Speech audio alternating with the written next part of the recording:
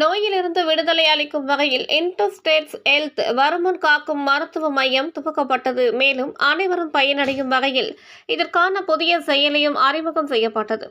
இந்தியாவின் 79வது சுதந்திர தினத்தை முன்னிட்டு இன்டோஸ்டேட்ஸ் ஹெல்த் மையம் கோவை மாவட்டம் அரசூர் பகுதியில் வருமுன் காக்கும் மருத்துவ மையத்தை தொடங்கியது. மேலும் மக்கள் நோயிலிருந்து விடுதலை பெற இன்டோஸ்டேட்ஸ் ஹெல்த் ஆப் எனும் புதிய டிஜிட்டல் செயலியும் அறிமுகப்படுத்தியது. இந்த செயலி செயற்கை நுண்ணறிவுடன் இயங்குவதால் பொதுமக்களுக்கு தேவையான மருத்துவ ஆலோசனைகள், நேர பதிவு, பரிசோதனை முடிவுகள் மற்றும் நினைவூட்டல்களை ஒரே இடத்தில் பொதுமக்களுக்கு வழங்குகிறது.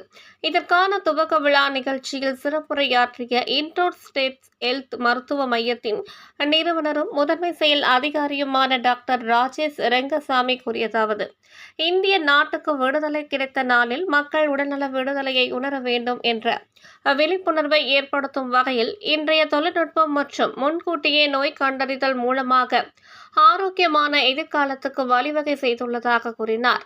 மேலும் வருமுன் காக்கும் மருத்துவம் நோய்கள் உருவாகும் முன்பே அவற்றை கண்டறிந்து தடுக்கின்றது.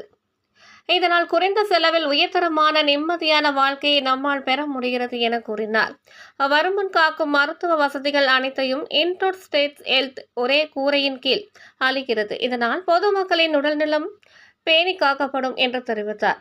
தொடர்ந்து நடைபெற்ற நிகழ்ச்சியில் கோவையின் சாதனை பெண்மணி என்று அழைக்கப்படும் கமலா தால் சிறப்பு விருந்தினராக கலந்து கொண்டு இந்த மையத்தை ரிப்பன் வெட்டி திறந்து வைத்தார். மேலும் கௌரவ விருந்தினராக விஜயலட்சுமி கலந்து கொண்டு இன்டோஸ்டேட்ஸ் ஆரோக்கிய செயலியை துவக்கி வைத்தார்.